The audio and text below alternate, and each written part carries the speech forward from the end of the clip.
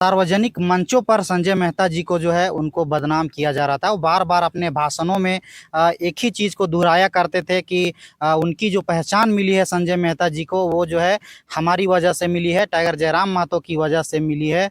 और इस तरह से क्या बार-बार उनको अपमानित करना सार्वजनिक प्लेटफ़ॉर्म पर ये उनका आरोप है जिससे वो आहत होकर इस्तीफ़ा दे दिए। क्या बोलिएगा सार्वजनिक मंचों पर बार-बार इस तरह से केंद्रीय अध्यक्ष को आपने पार्टी के ही वरीय उपाध्यक्ष के प्रति जो इस तरह के बयानबाजी देते रहे अब हमेशा, तो क्या ये उचित था? मैं व्यवहारिक रूप से संजय मेहता जी को भी जानता हूं, मैं पार्टी के अध्यक्ष टाइगर जयराम महतो जी को भी जानता हूं।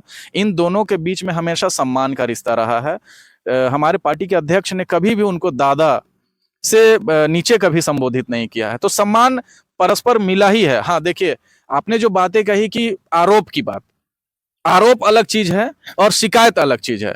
जयराम महतो ने बड़े-बड़े सपने झारखंडियों को दिखाया है, उनके हक अधिकार की बात की है, तो क्या हवा-हवाई में ही सारा सपना पूरा हो जाएगा? क्योंकि उनका एक यह भी शिकायत है कि जयराम महतो जो है एक व्यक्ति विशेष पर जो है सारा शक्ति केंद्रित करके रखे हुए हैं। पार्टी के तमाम पदाधिकारी चाहे उपाध्यक्ष हो, वरीय उपाध्यक्ष हो, सचिव हो, कोषाध्यक्ष हो, ये तमाम लोगों पर जो है कि छपास और दिखास की राजनीति से बचिए। आप एक इम्पैक्टफुल राजनीति करिए, प्रभावी राजनीति करिए, दूरगामी प्रभाव करिए, दूरदर्शिता से भरपूर राजनीति करिए, आपको लोग पसंद करेंगे।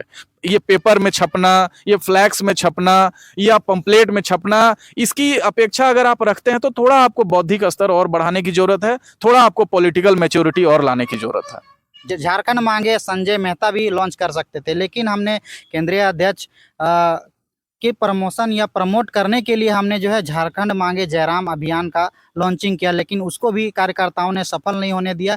और इसको जो है पार्टी के ही कार्यकर्ता लोग जो है शिकायत देकर उस जो झारखंड मांगे जयराम अभियान को जो है उसको स्थगित करने का कार्य किया और उसको खारिज करने का काम किया। इसमें क्या बोलिए? हम विभिन्न जगह पर जाते हैं रिपोर्टिंग करने के लिए, तो वहाँ जनता का आवाज़ आता है कि next CM tiger Jairam Mahto. तो क्या लग रहा है कि सरकार बनाने की स्थिति में आप लोग आइएगा सर? तो जोहार, नमस्कार दोस्तों, आप लोगों ने सोशल मीडिया के माध्यम से देखा ही होगा और आप लोगों को पता चल ही गया होगा कि बीते 10 सितंबर को जेबीकेएस के केंद्रीय उपाध्यक्ष संजय मेहता ने अपना इस्तीफा केंद्रीय अध्यक्ष टाइगर जयराम महतो को सौंप दिए हैं। आप लोगों को बताते चले कि संजय मेहता एक ऐसे वक्ता थे जेबीकेएस में जो काफ़ी चर्चित रहे 2-2.5 सालों में। उन्होंने काफ़ी सुर्खियां बटोरी, तमाम झारखंड में अपना एक पहचान बनाया और काफ़ी संगठन के लिए खून पसीना एक करके पार्टी को सींचने का भी काम किए थे। लेकिन 10 सितंबर को ऐसा क्या कारण हो गया कि उन्होंने पार्टी से इस्तीफा दे दिया तमाम पदों से? तमाम चीज़ें हम एक एक करके जानने का प्रयास करेंगे, तमाम बिंदुओं पर चर्चा करेंगे। हमारे बीच में मौजूद है जेबीकेएस के केंद्रीय प्रवक्ता संतोष महतो जी। तो आइए हम एक एक करके तमाम बिंदुओं पर चर्चा करते हैं। आपको बहुत बहुत स्वागत है झारखंड बचाओ ब्लॉग्स में दादा।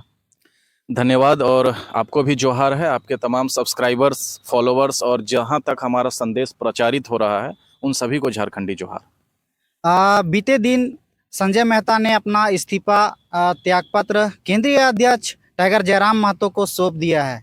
उनका पार्टी के प्रति आरोप है कि पार्टी में अनुशासनहीनता है। पार्टी के ही नेता अपने ही नेता को अपमानित करते हैं और उनको जो है सम्मान नहीं मिल पाता है। और जो टाइगर जयराम महतो का जो कथन है कि हम झारखंडियों को जो स्थानीय नीति देंगे, विस्थापन नीति देंगे, नियोजन नीति देंगे, तमाम बिंदुओं पर जो है वो चर्चा करते हैं अपने सभाओं में, लेकिन उनका कोई एक रोड मैप नहीं है, कोई मॉडल नहीं है, जिसके कारण वो जो है हताश होकर पार्टी से जो है त्यागपत्र दे देते हैं। क्या कहिएगा? सबसे पहले तो हमें ये समझना होगा कि सम्मान देने की चीज है या हासिल करने की चीज है। आप कहीं पे भी मिसाल के तौर पे आप देखेंगे, परिवार में भी आप सम्मान किनको देते हैं?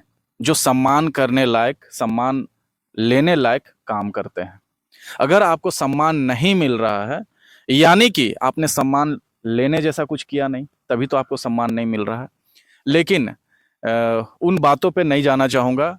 हमारे आदरणीय केंद्रीय अध्यक्ष जी ने भी कल या परसों लाइव आकर ये सारी चीज़ें क्लियर की है और उन्होंने भी कहा है और मैं उनकी बातों से पूरी तरीके से सहमत हूं कि अगर झारखंड के 24 साल के इतिहास को अगर उठा के देखें तो किसी राजनीतिक दल ने युवाओं को सम्मान दिया है। सिर्फ संजय मेहता की बात नहीं है या फिर संतोष महतो की बात नहीं है, झारखंड के तमाम युवाओं को अगर किसी राजनीतिक दल ने सम्मान दिया है तो वो इकलौती पार्टी है जेएलकेएम पार्टी। जितना सम्मान हमारी पार्टी ने युवाओं को दिया है उतना तरजीह, उतना सम्मान तो किसी दूसरे राजनीतिक दल में नहीं मिलता है। आप संजय मेहता का एज ग्रुप देखिए या आप हमारा एज ग्रुप देखिए या जेएलकेएम के जितने भी उम्मीदवार हैं या जितने कार्यकर्ता हैं उनका एज ग्रुप देखिए। दूसरे राजनीतिक दलों में उनको कुर्सी बिछाने का भी काम नहीं मिल रहा है, दरी बिछाने का काम नहीं मिल रहा है, लेकिन हमारे पार्टी में उनको प्रमुख वक्ता बनाया जाता है, उनको स्टार प्रचारक बनाया जाता है, उनको चुनावी कैंपेनिंग में आगे की भूमिका दी जाती है, अग्रणी भूमिका दी जाती है। यहाँ आपको उम्मीदवार बनने के लिए फॉर्म, आप कितना सम्मान चाहते हैं? ये बच्चों का हट होता है कि आप 2 चॉकलेट अगर उनको दीजिए तो उनको 4 चॉकलेट चाहिए, 5 चॉकलेट चाहिए। ये बच्चों वाली हट धर्मिता है। सम्मान यहाँ सबको मिल रहा है, ये सभी युवाओं को पता है। हाँ, कंपटीशन सब जगह है। आपको अपनी जगह बनाने के लिए, आपको कोई सीट सुनिश्चित करने के लिए मेहनत करना होता है, दमखम दिखाना होता है। आपको आपके क्षेत्र में कितने लोग पहचानते हैं, कितने लोग आपको पसंद करते हैं, ये प्रमुख बात होती है। सम्मान कोई आपको देता नहीं है, सम्मान हासिल करने की चीज होती है। और जितना सम्मान जेएलकेएम के पदाधिकारियों को हमारी पार्टी में मिलता है उतना सम्मान कंपैरेटिवली दूसरे किसी पार्टियों में नहीं मिलता है। चलिए, सम्मान को हम एक तरफ छोड़ देते हैं। उनका एक गंभीर आरोप है पार्टी के जो सुप्रीमो है उनके प्रति। उनका कहना है कि सार्वजनिक मंचों पर संजय मेहता जी को जो है उनको बदनाम किया जा रहा था। वो बार बार अपने भाषणों में एक ही चीज़ को दोहराया करते थे कि उनकी जो पहचान मिली है संजय मेहता जी को वो जो है हमारी वजह से मिली है, टाइगर जयराम महतो की वजह से मिली है। और इस तरह से क्या बार बार उनको अपमानित करना सार्वजनिक प्लेटफॉर्म पर, ये उनका आरोप है जिससे वो आहत होकर इस्तीफा दे दिए। क्या बोलिएगा, सार्वजनिक मंचों पर बार बार इस तरह से केंद्रीय अध्यक्ष को अपने पार्टी के ही वरीय उपाध्यक्ष के प्रति जो इस तरह के बयानबाजी देते रहे हमेशा, तो क्या ये उचित था? 2.5 साल 3 साल का ट्रैक रिकॉर्ड आप देख लीजिए। जितनी जनसभाएं हुई हैं, जितने बदलाव संकल्प सभा हुए हैं या पार्टी स्तरीय जहां कहीं पे भी कोई कार्यक्रम हुए हैं उसमें संजय मेहता जी को बकायदा फ्लैक्स में, मंच में, चुनावी भाषणों में या फिर बदलाव संकल्प सभा में बोलने की बात हो, उनको पैरेलल जगह दिया गया है। जहां कहीं पे भी टाइगर जयराम महतो जी ने बोला है उससे ठीक पहले उनको बोलने का मौका दिया गया है। पार्टी का प्रोटोकॉल है कि सबसे अंत में केंद्रीय अध्यक्ष बोलते हैं, उनके बाद किसी को बोलने की अनुमति नहीं होती है। उस वरीयता क्रम को अगर आप देखेंगे तो टाइगर जयराम महतो जी से ठीक पहले अगर किन्हीं को बोलने का मौका मिला है तो संजय मेहता जी को मिला है। मैं व्यवहारिक रूप से संजय मेहता जी को भी जानता हूं, मैं पार्टी के अध्यक्ष टाइगर जयराम महतो जी को भी जानता हूं। इन दोनों के बीच में हमेशा सम्मान का रिश्ता रहा है। हमारे पार्टी के अध्यक्ष ने कभी भी उनको दादा से नीचे कभी संबोधित नहीं किया है, तो सम्मान परस्पर मिला ही है। हाँ देखिए, आपने जो बातें कही कि आरोप की बात, आरोप अलग चीज है और शिकायत अलग चीज है। लोगों को शिकायतें होती है, लोगों को अगर आप मतलब आप थोड़ा सम्मान देते हैं तो उनको और सम्मान चाहिए होता है। आप उनको उनके मनवांछित सीट में अगर चुनाव लड़ाने का परमिशन देते हैं तो ठीक है, और नहीं देते हैं तो उनको शिकायतें आती हैं, फिर तरह तरीके के आरोप लगते हैं, लगाए जाते हैं।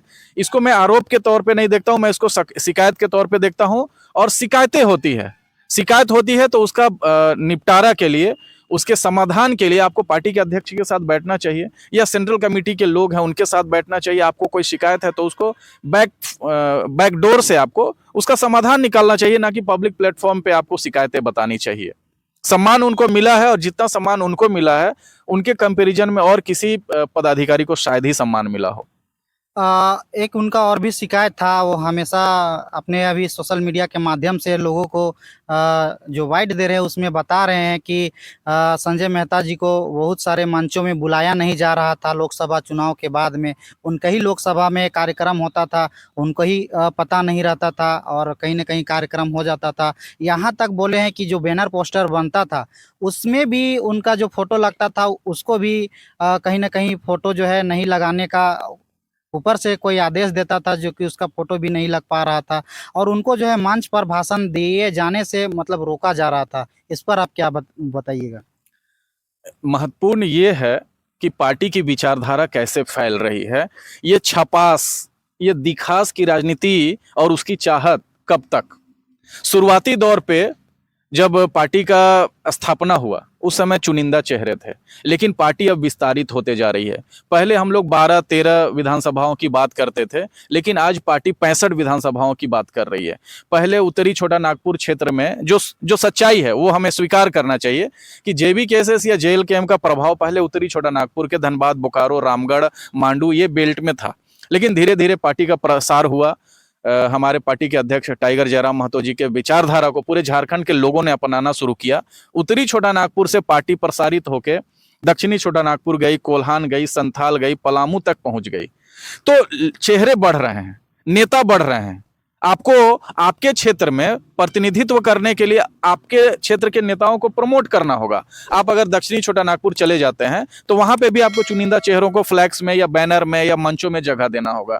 तो छपास और दिखास की राजनीति की चाहत जो है वो बेकार है। आपको इस बात से अहमियत रखना चाहिए, महत्व रखना चाहिए कि आपकी पार्टी कितनी मजबूत हो रही है। मंचों पे आपका फ्लैक्स नहीं है, आपका फोटो नहीं है, ये कौन सा शिकायत है भाई? अभी हमारे रामगढ़ में कार्यक्रम हुआ, फ्लैक्स जो लगा उसमें पार्टी के अध्यक्ष का फोटो था और जिला अध्यक्ष का फोटो था। किसी पदाधिकारी को कोई शिकायत नहीं है। आपको अपने बुद्धि का स्तर उस लेवल पे ले जाना होगा कि फ्लैक्स में आप अपने फोटो की चाहत क्यों रखते हैं। आप दिलों में आप लोगों के दिलों में अपनी चाहत रखिए ना, कि संजय मेहता को लोग दिलों में कितना पसंद करते हैं। अरे फ्लैक्स क्या है, 4 दिन का बात है, 10 दिन का बात है, वो फट जाएगा। लेकिन दिलों में अगर आप जगह बनाएंगे तो आजीवन वो जगह आपका स्थायी रहेगा। तो ये छपास और दिखास की राजनीति से हम लोगों को बचना चाहिए। सिर्फ ये संजय मेहता के लिए नहीं, बल्कि पार्टी और अन्य पार्टियों के लिए या युवाओं के लिए भी हमारा यह एक संदेश है कि छपास और दिखास की राजनीति से बचिए। आप एक इम्पैक्टफुल राजनीति करिए, प्रभावी राजनीति करिए, दूरगामी प्रभाव करिए, दूरदर्शिता से भरपूर राजनीति करिए। आपको लोग पसंद करेंगे। ये पेपर में छपना, ये फ्लैक्स में छपना या पंपलेट में छपना, इसकी अपेक्षा अगर आप रखते हैं तो थोड़ा आपको बौद्धिक स्तर और बढ़ाने की जरूरत है, थोड़ा आपको पॉलिटिकल मैच्योरिटी और लाने की जरूरत है। जी।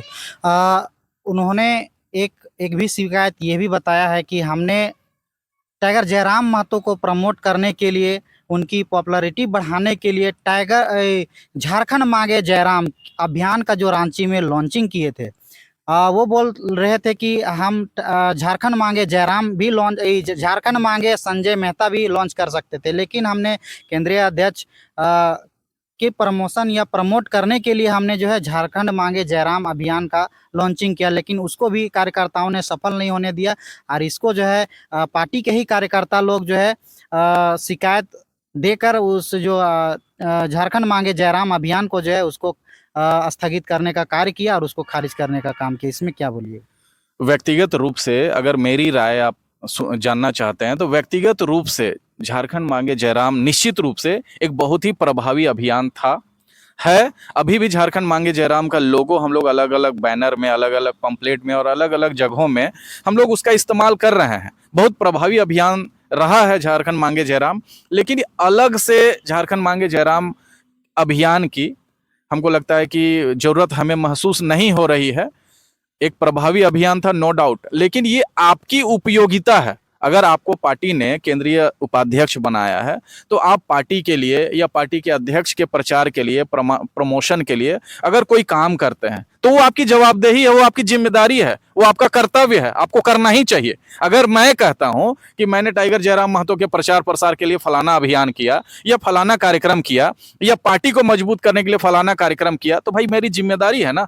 पार्टी ने मुझे पदाधिकारी बनाया है, पार्टी ने मुझे अगर जिम्मेदारी सौंपी है तो मैं तो कोई ना कोई काम करूंगा। आपका अभियान निश्चित रूप से एक बेहतर अभियान था, उसका बीच में ब्रेकडाउन हो जाना दुखद है। जिस तरीके से हम लोगों ने प्लानिंग की थी कि टाइगर झारखंड मांगे जयराम एक प्रभावी अभियान बने, लोगों का जुटान हो, लोगों का जुड़ान हो, लोग ज़्यादा से ज़्यादा संख्या में इस अभियान को से जुड़े, ये बहुत पावरफुल प्रोग्राम हो सकता था। हाँ, कुछ लोग हैं, कुछ पार्टी में कुछ कनफुकुआ टाइप के लोग भी हैं जो पार्टी अध्यक्ष को मिसकंसेप्शन देते हैं। ये स्वाभाविक सी बात है, स्वाभाविक प्रक्रिया है। आप निहार हेयर ऑयल में ट्रिपल रिफाइन का क्लेम करते हैं कि भाई नारियल का तेल ट्रिपल रिफाइन लेयर पे पहुंचता है, लेकिन क्या उसमें शुद्धता 100% शुद्धता होती है? नहीं होती है। सिर्फ ये जेबीकेसी या जेएल केएलएम की बात नहीं है, दूसरे राजनीतिक पार्टियों में भी, आप भाजपा में चले जाइए, कांग्रेस में चले जाइए, जेएमएम में चले जाइए, आरजेडी में चले जाइए, कोई भी पार्टी में चले जाइए, यहाँ पे कुछ एक वर्ग जो होता है वो आगे बढ़ने की मेहनत करता है, एक वर्ग होता है जो टांग खींचने की मेहनत करता है। तो जेएल केएम भी ऐसे कनफुकुआ नेताओं की बात है। इसमें कुछ ऐसे कार्यकर्ता हैं जिन्होंने इस अभियान के बारे में मिसकंसेप्शन किया। हाँ, एक नंबर जो जारी किया था, उस नंबर से संबंधित विवाद था, तो उस विवाद को बातचीत करके सुलझाया जा सकता था। निश्चित रूप से ये अभियान एक पावरफुल इंपैक्टफुल प्रोग्राम साबित हो सकता था। इस प्रोग्राम का डिसकंटिन्यू होने का हमें भी दुख है, और हमारा प्रयास है कि झारखंड मांगे जो जयराम अभियान है, उस अभियान की हम लोग रीलॉन्चिंग करेंगे, और जितने भी कंट्रोवर्सीज इस अभियान से जुड़े हुए हैं, जो विवाद जुड़े हुए थे, उस विवाद का निपटारा करके हम लोग इस कार्यक्रम का रीलॉन्चिंग कर सकते हैं, इसमें कोई संदेह नहीं है।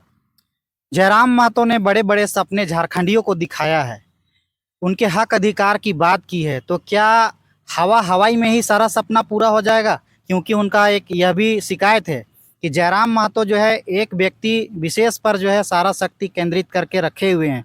पार्टी के तमाम पदाधिकारी, चाहे उपाध्यक्ष हो, वरीय उपाध्यक्ष हो, सचिव हो, कोषाध्यक्ष हो, ये तमाम लोगों पर जो है अपनी कोई शक्तियां नहीं है। वो जितनी भी शक्तियां उनको दी गई है, वो लोग सारी शक्तियों का जो है उनको कहीं ना कहीं परमिशन लेना पड़ता है केंद्रीय अध्यक्ष जी से। छोटा छोटा प्रोग्राम करने के लिए भी, पार्टी के प्रचार प्रसार करने के लिए भी उनको जो है केंद्रीय अध्यक्ष जी से परमिशन लेना पड़ेगा, तभी वो कोई कार्य कर सकते हैं। तो उनका कहना है साहब कि जो पार्टी ने दायित्व दिया है उपाध्यक्ष का, वरीय उपाध्यक्ष का, तो वह छोटे छोटे प्रोग्राम करने से भी क्यों परमिशन लेने की भी आवश्यकता ये रखते हैं, क्यों स्वतंत्र नहीं है? मतलब कहने का मतलब है कि जयराम महतो के अलावा भी सारी शक्तियां जो है कुछ ऐसी शक्तियां हैं जो कि पार्टी के वरीय जो भी उपाध्यक्ष है, अध्यक्ष है, उपाध्यक्ष है, सचिव है, इन तमाम लोगों पर भी शक्तियां होनी चाहिए, बंटनी चाहिए, तभी जो है पार्टी का विस्तार होगा, पूरा झारखंड में फैलेगा,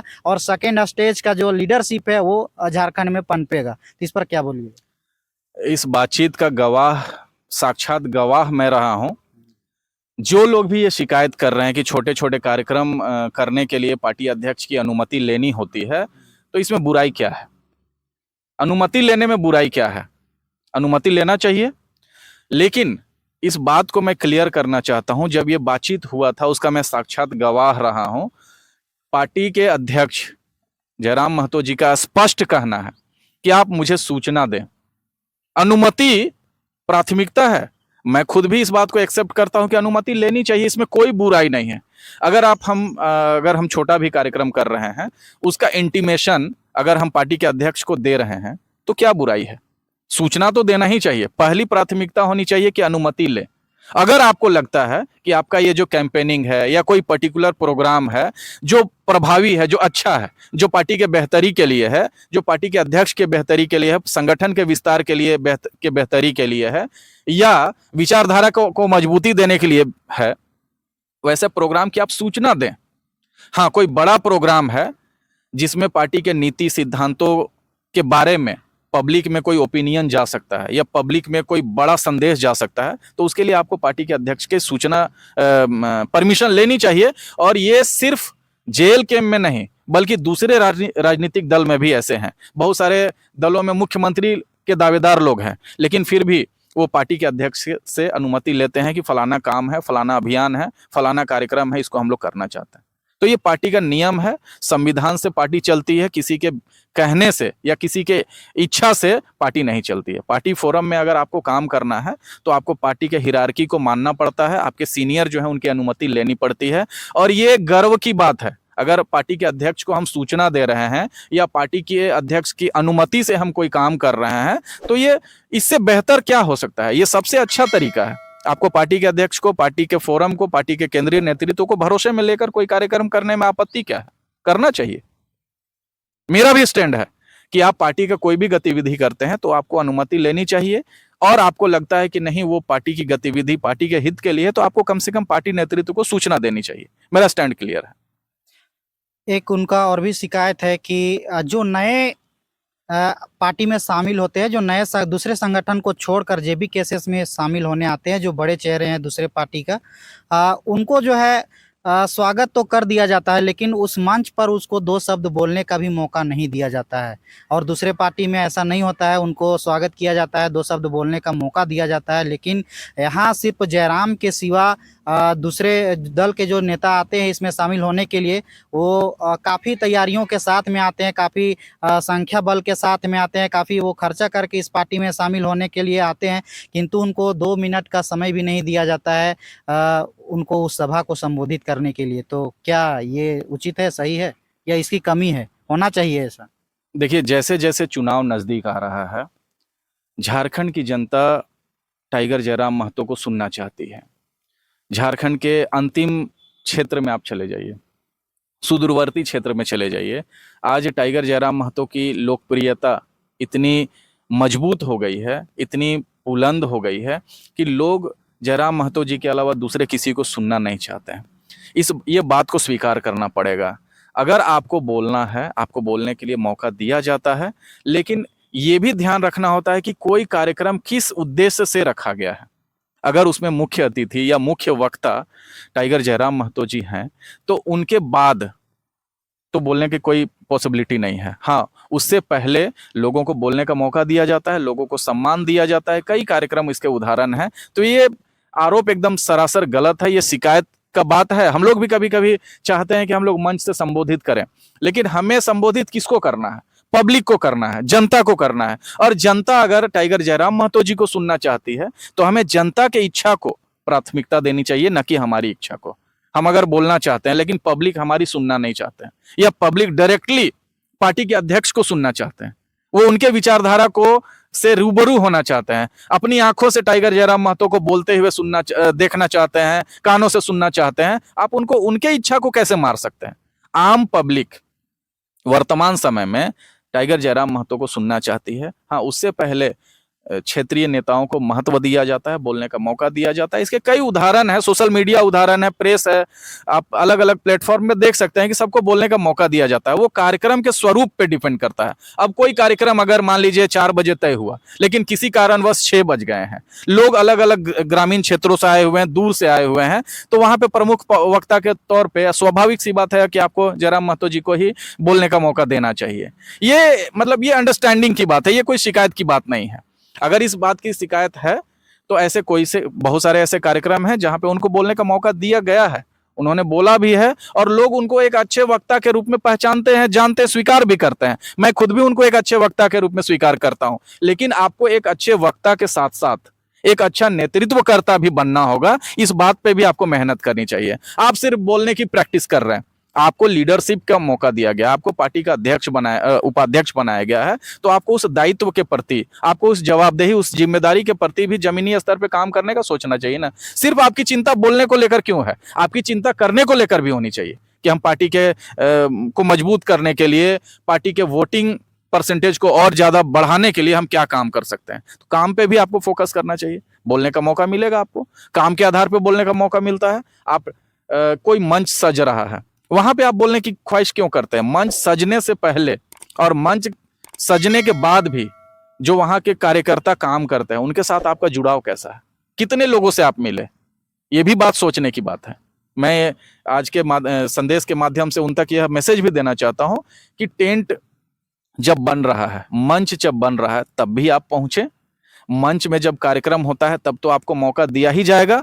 मंच खुलने के समय भी आप पहुंचे, आपको बोलने का मौका सब जगह मिलेगा, आपको सम्मान सब जगह मिलेगा। कहने का मतलब है कि प्रैक्टिकल पॉलिटिक्स में आइए। थ्योरेटिकल पॉलिटिक्स में आप अगर सोचेंगे कि नहीं आपको सजा सजाया मंच मिलेगा, तो हर बार यह पॉसिबल नहीं होता है। यह भी आरोप है कि जयराम महतो खुद कहाँ से लड़ेंगे, इसकी जो है व्याख्या पहले ही कर देते हैं। जो एक छोड़ के जो 79 जो प्रत्याशी होंगे उनका वो पहले क्यों नहीं घोषणा करते हैं कि सार्वजनिक प्लेटफॉर्म पर कि वो इस क्षेत्र के विधानसभा क्षेत्र के कैंडिडेट होंगे, ताकि समय रहते हैं जो वो प्रचार प्रसार अपने इलाका में कर सके और जो है पार्टी को एक अच्छी जीत दिला सके। किंतु ऐसा नहीं कर पाते हैं, जयराम महतो नहीं करते हैं। लोकसभा में भी उनका आरोप है कि लोकसभा में अपने आप को घोषित ना कर देते हैं कुछ समय पहले ही कि हम गिरिडीह से लड़ेंगे, और बाकी बात को मौका जो है बहुत देर बाद मिलता है जब वो चुनाव प्रचार बहुत कम कर पाते हैं। तो इस पर आपका क्या स्टैंड है? ये समझने की बात है कि एक स्कूल का अगर हम मिसाल लेते हैं तो एक स्कूल में प्रिंसिपल जो होते हैं वो बेसिकली टीचर ही होते हैं, लेकिन प्रिंसिपल ऑफिस में बैठते हैं और जो टीचर होते हैं वो क्लास में पढ़ाते हैं।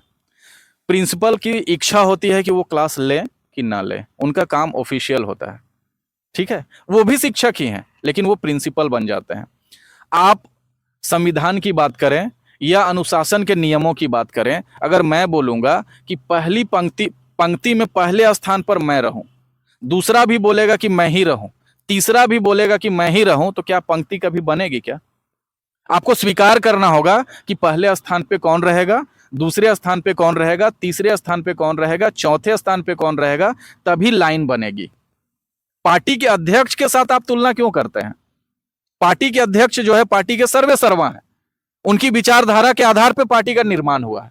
हाँ, हमने आपने सबने कंट्रीब्यूशन किया है, लेकिन अगुआ, हमारे नेतृत्वकर्ता, हमारे पार्टी के जो प्रमुख चेहरा हैं वो टाइगर जयराम महतो जी हैं, ये आपको स्वीकार करना होगा। और आपको आपकी तुलना अपने आप से करनी है, टाइगर जयराम महतो जैसे आपको आपकी तुलना नहीं करनी है। हर पार्टी में, हर संगठन में जो पार्टी के अध्यक्ष हैं उनको बहुत सारी प्राथमिकताएं मिलती हैं, उनके बातचीत को प्रमुखता दी जाती है और अंतिम निर्णय पार्टी के अध्यक्ष का होता है। तो विभिन्न मामलों में भी, दूसरे राजनीतिक दल में भी जो अंतिम मुहर लगाने की बात होती है या अंतिम रूप से कोई फैसला सुनाने की बात होती है, वो पार्टी अध्यक्ष का होता है। और उस पार्टी के अध्यक्ष का सम्मान करते हुए, पार्टी प्रोटोकॉल का सम्मान करते हुए आपको पार्टी अध्यक्ष के बातों को मानना चाहिए। वो कहां से चुनाव लड़ेंगे नहीं लड़ेंगे वो तय करेंगे, जनता तय करेगी। जनता को मालूम है, जनता को ये बात स्वीकार है कि अगर टाइगर जयराम महतो रामगढ़ से चुनाव लड़े, गोमिया से चुनाव लड़े, डुमरी से लड़े, बेरमो से रहे, कहीं से भी वो चुनाव लड़े, झारखंड की जनता उनको अपना नेता मान चुकी है। लेकिन आपको कौन से विधानसभा क्षेत्र की जनता नेता मानती है, इस बात पे आपको मेहनत करना है। तो उनका ये ठीक है, लेकिन उनका कहना है कि पार्टी के जो भी नियम है, जो भी अवसर है वो सबको समान रूप से मिलना चाहिए, चाहे वो अध्यक्ष हो, चाहे वो अन्य कोई प्रत्याशी हो या फिर अन्य कोई वो पद पर हो, सबको समान अवसर पार्टी में मिलना चाहिए। जब जयराम महतो अपने आप को 3 महीना पहले ही घोषणा कर देते हैं कि इस क्षेत्र से हम लड़ेंगे, तो अन्य प्रत्याशियों को भी वो चयनित करके क्यों नहीं 3 महीना पहले समान अवसर देते हैं? पार्टी को क्यों 1 महीना पहले वो जब वो उनको घोषणा करते हैं कि आप इस क्षेत्र का जो है प्रत्याशी होंगे, तो कहीं कोई 3 महीना, कोई 1 महीना, तो क्या कहीं पार्टी ही सेकेंड स्टेज के लीडरशिप को आगे नहीं निखारना चाहती है या फिर और कोई बात है? सेकेंड लाइन की जो बात है, सेकेंड लाइन पे जेल कैंप में जितने नेता तैयार हुए हैं, दूसरे किसी पार्टी में सेकेंड लाइन में उतने नेता नहीं दिखते हैं। और रही बात घोषणा की, तो पार्टी के अध्यक्ष कहां से चुनाव लड़ेंगे ये अभी तक क्लियर नहीं है। कोई एक भी विधानसभा का उम्मीदवार अभी तक क्लियर नहीं है। तो इनको इतनी जल्दी क्यों है?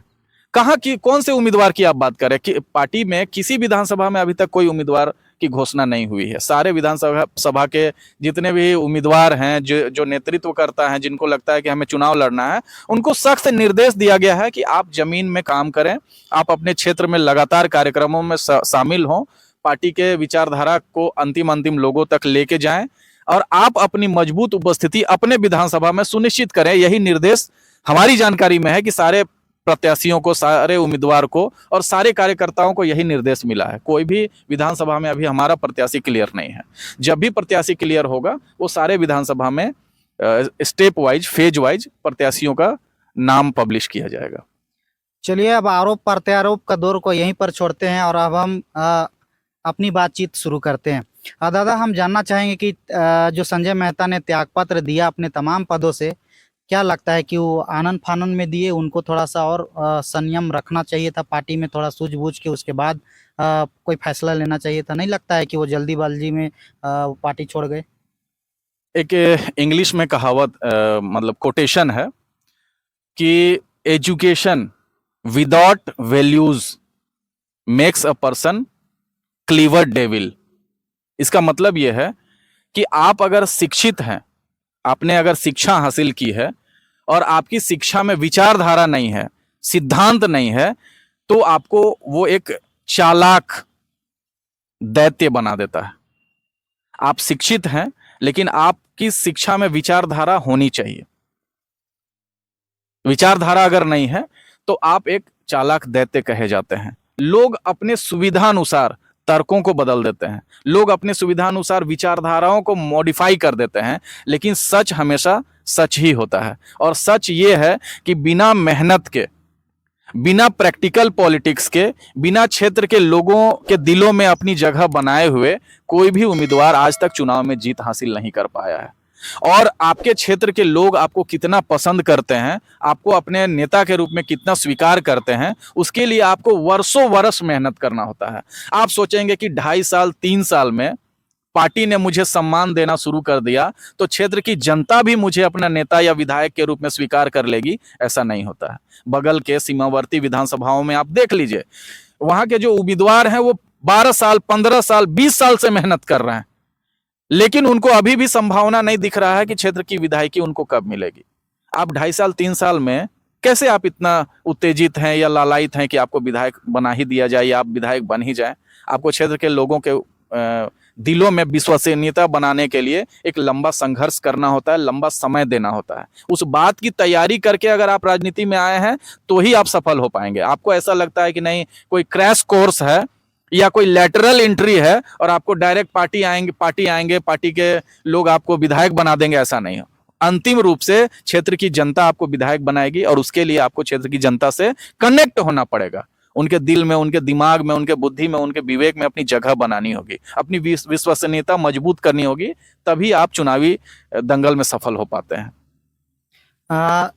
संजय मेहता जी ये भी बोला करते हैं कि जो है टाइगर जयराम महतो सिर्फ एक व्यक्ति विशेष पर ही सारा शक्ति केंद्रित किए हुए हैं। सेकेंड स्टेज लीडरशिप वो कब तैयार करेंगे? क्योंकि एक व्यक्ति से संपूर्ण झारखंड का विकास और ये नहीं हो संभव है। कहीं ना कहीं सेकेंड स्टेज के लीडरशिप को भी तैयार करना पड़ेगा और सबको मिलजुल कर झारखंड को बदलाव करना पड़ेगा। क्या एक व्यक्ति से संभव है?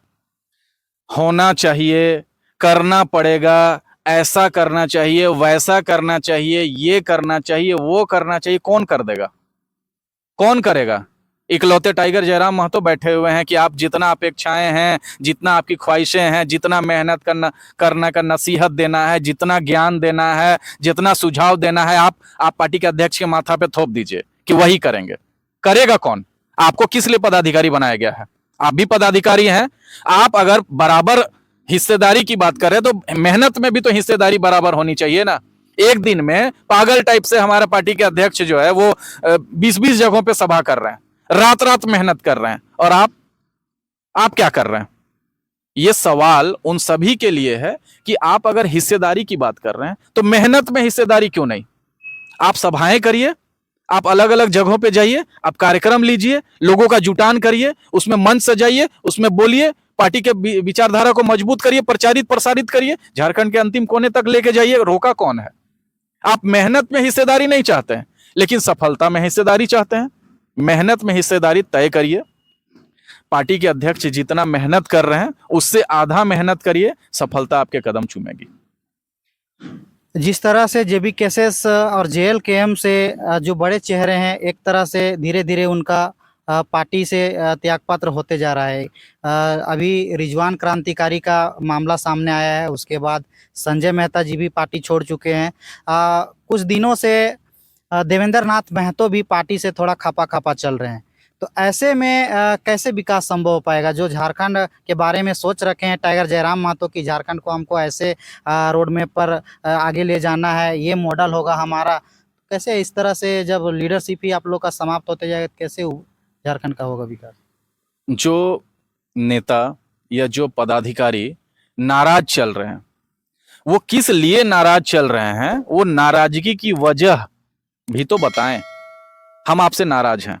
क्यों नाराज हैं हम आपको नहीं बताएंगे तो आप नाराजगी मेरी दूर कैसे करेंगे?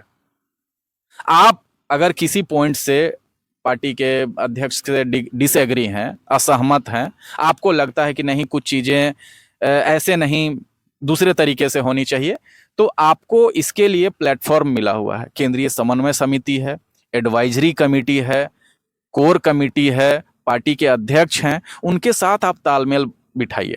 एक उदाहरण आपको बताता हूं, पार्टी के ही एक नेता हैं जिनसे किसी मुद्दे पर पार्टी अध्यक्ष की बातचीत होनी थी। वो सुबह मुख्यालय 9 बजे पहुंचते हैं और 9 बजे से लेकर, चूंकि पार्टी के अध्यक्ष की कार्यक्रम की व्यस्तता किसी को बताने की जरूरत नहीं है, वो सुबह निकल रहे हैं तो रात के 1:30 बजे, 2 बजे, 3 बजे घर लौट रहे हैं।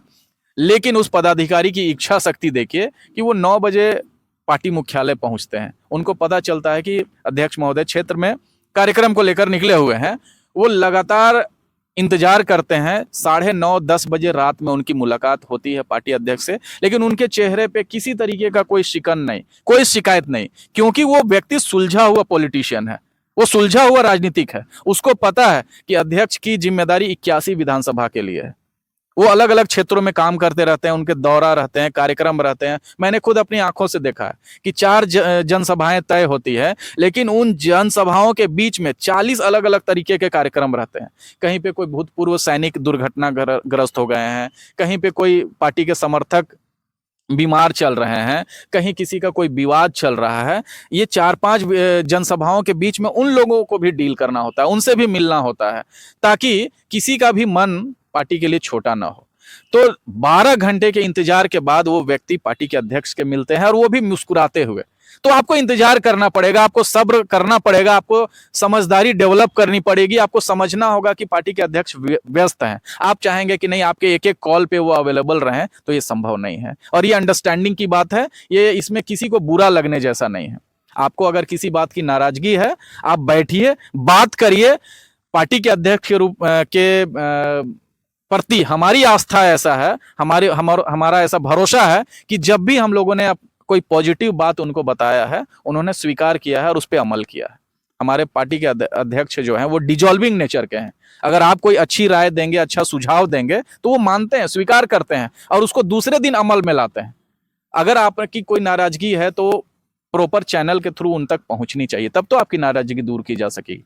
आप नाराज हैं, आप बता नहीं रहे बातों को, तो प्रकृति तो आपकी जो ये है नाराजगी दूर नहीं कर सकती है। दादा ये वही बोलते हैं कि डायरेक्टली जो है अध्यक्ष जी से बात नहीं हो पाती है, संपर्क जो है दोनों के बीच में कनेक्टिविटी नहीं हो पाती है, कहीं ना कहीं थर्ड पर्सन के माध्यम से उनको बात करना पड़ता है। और यदि मिलने भी उनसे की चेष्टा रखते हैं तो उनको कहीं ना कहीं 2-3 बार बोले कि हम प्रयास भी किए लेकिन सफल नहीं हो पाए। तो और कनेक्टिविटी जो है डायरेक्टली नहीं हो पाती है, तो इस पर क्या बोलिए? दूसरे राजनीतिक दल में हो सकता है कि मोबाइल नंबर हो जिस पे आप फोन करेंगे तो आपके नेताओं से बातचीत होगी, लेकिन हमारे पार्टी में हमारे अध्यक्ष जो हैं वो मोबाइल का भी जवाब देते हैं, व्हाट्सएप का भी जवाब देते हैं, टेक्स्ट मैसेज का भी जवाब देते हैं, टेलीग्राम पर भी वो अवेलेबल हैं, इंस्टाग्राम पे भी मैसेज आप उनको कर सकते हैं। तो अलग अलग चैनल हैं, अलग अलग प्लेटफॉर्म हैं, अलग अलग तरीके का सोर्सेस है जिसके माध्यम से आप पार्टी अध्यक्ष से सुगमता से बातचीत कर सकते हैं। हाँ, तो कार्यक्रम में व्यस्तता होने के समय बातचीत में थोड़ा प्रॉब्लम है, ये तो स्वाभाविक है। आप अगर व्यस्त रहेंगे तो आप भी किसी का फोन नहीं उठा पाते हैं, लेकिन बाद में भी आप अगर फॉलो अप लेंगे तो आपको फॉलो अप का जवाब मिलता है। कनेक्टिविटी का कोई प्रॉब्लम नहीं है। आपको कार्यक्रमों के बीच में उनकी व्यस्तता को समझना होगा और उनके शेड्यूल को समझना होगा। उन्होंने साफ कहा है कि आप मुझे लेट नाइट कांटेक्ट कर सकते हैं या अर्ली मॉर्निंग कांटेक्ट कर सकते हैं, और नहीं तो आप मुख्यालय पहुंच सकते हैं। इस तरीके से आप अगर प्रसारित करेंगे, भ्रम फैलाएंगे, तो उसका तो कोई जवाब नहीं है। चलिए, तो वीडियो ज़्यादा लंबा हो जाएगा, 1-2 सवाल और ही ले लेते हैं। दादा 2-3 महीना बाद में विधानसभा का चुनाव होने वाला है। आप तमाम जिलों में जाते हैं, देखते हैं पार्टी की क्या आंदोलन में भीड़ चल रही है, क्या उनकी पकड़ है, कैसी लोगों में रुझान है। आप ये बताइए कि विधानसभा चुनाव के लिए पार्टी कितनी तैयार है? हमारी नई नवेली पार्टी है। 25 जुलाई 2024 को हमारा पार्टी का रजिस्ट्रेशन हुआ है, लेकिन हमारे जेवीके से संगठन का क्रियाकलाप पिछले 3 सालों से है। पार्टी की विचारधारा को जिस तरीके से झारखंड में स्वीकार्यता मिल रही है, विधानसभा चुनाव आ रहे हैं तो ऐसा लग रहा है कि सिर्फ और सिर्फ जेबी केसेस या जेएल कैम ही चुनावी दंगल पे है। आप कहीं पे भी चले जाइए, जहां कहीं पे भी राजनीतिक परिचर्चा चल रही है, अन्य दलों के भी बैठकों में आप चले जाइए, उनके सम्मेलनों में चले जाइए, पार्टी की चर्चा हर जगह है। आम जनता के बीच में पार्टी मजबूत हुई है। लोगों का अंडर करंट सपोर्ट पार्टी के लिए जबरदस्त टाइप से फैल रहा है। आप दक्षिणी छोटा नागपुर क्षेत्र में चले जाइए, कोल्हान में क्षेत्र में चले जाइए, जितना उत्तरी छोटा नागपुर के लोग हमारी पार्टी के साथ जुड़े हुए हैं, उससे कहीं ज्यादा रुझान अब उस तरफ भी दिखने लगे हैं, क्योंकि उनको समझ में आ गया है कि अगर झारखंड की राजनीति को कोई बदल सकता है तो जेएल कैम पार्टी बदल सकती है, टाइगर जयराम महतो बदल सकते हैं। लोग 2 साल के बच्चे हों, वृद्ध महिलाएं हों, जो असहाय लोग हैं, जो कभी राजनीतिक एक्सपोजर जिनको नहीं मिला है, उनके बीच में भी जयराम महतो की चर्चा है। और इस बार विधानसभा चुनाव में जेएल कैम और जयराम महतो की टीम, यानी हमारी टीम, बेहतर से बेहतर परिणाम लाएगी। इसके लिए हम आप सभी को आश्वस्त करते हैं। चलिए लास्ट सवाल लेते हैं। हम विभिन्न जगह पर जाते हैं रिपोर्टिंग करने के लिए, तो वहाँ जनता का आवाज़ आता है कि next CM tiger Jairam Mahto. तो क्या लग रहा है कि सरकार बनाने की स्थिति में आप लोग आइएगा? सरकार में ऐसी है उम्मीद कि सरकार आप लोग बना पाए? अभी इस बारे में कोई भी बयान देने से हमें परहेज करना है। हमें पार्टी के अध्यक्ष की तरफ से और सेंट्रल कमेटी की तरफ से निर्देश है कि हम अपना पूरा ध्यान सिर्फ पार्टी के विचारधारा को मजबूत करने के लिए, लोगों को जोड़ने के लिए, और कैसे हम झारखंड के कोने कोने तक अपना प्रभाव, अपने पार्टी का प्रभाव, अपने विचारधारा का प्रभाव, हमारी पार्टी ने जो विभिन्न नीतियों के बारे में बातें की है, चाहे वो स्थानीय नीति की बात हो, नियोजन नीति की बात हो, कृषि नीति की बात हो, विस्थापन नीति की बात हो, उद्योग नीति की बात हो, जितने भी नीति निर्माण से संबंधित जो बातें पार्टी ने उठाई हैं, जयराम महतो जी ने उठाई है, इन नीतियों से संबंधित बातें, पार्टी के विचारधारा से संबंधित बातें हम झारखंड के कोने कोने के लोगों तक कैसे फैलाएंगे, उस बारे में हमें चिंता करने का निर्देश दिया गया है। तो अभी सब कुछ भविष्य के गर्भ में है। हम लोग दमखम के साथ चुनाव लड़ेंगे। देखिए, साफ और सच्चे नियत से अगर आप कोई काम करते हैं तो पूरा प्रकृति, पूरा ईश्वर प्रदत्त शक्तियां हैं, आपको उस काम को सफल कराने में मदद करती हैं। तो हमें नियत से, मेहनत से और लगन से इस चुनाव को लड़ना है। बाकी भविष्य में सब कुछ क्लियर हो ही जाएगा। तो ये थे केंद्रीय प्रवक्ता संतोष महतो जी, जिन्होंने तमाम बातें हमारे चैनल के माध्यम से रखने का भरपूर प्रयास किया। संजय मेहता का जो भी गिला शिकवा था उनको दूर करने का प्रयास किया। बाकी बात, हमारा ये वीडियो आप लोगों को कैसा लगा कमेंट के माध्यम से हमें ज़रूर बताइएगा। फिर से मिलेंगे दूसरे वीडियो के माध्यम से। तब तक के लिए सबको जोहार। जय हिंद, जय झारखंड।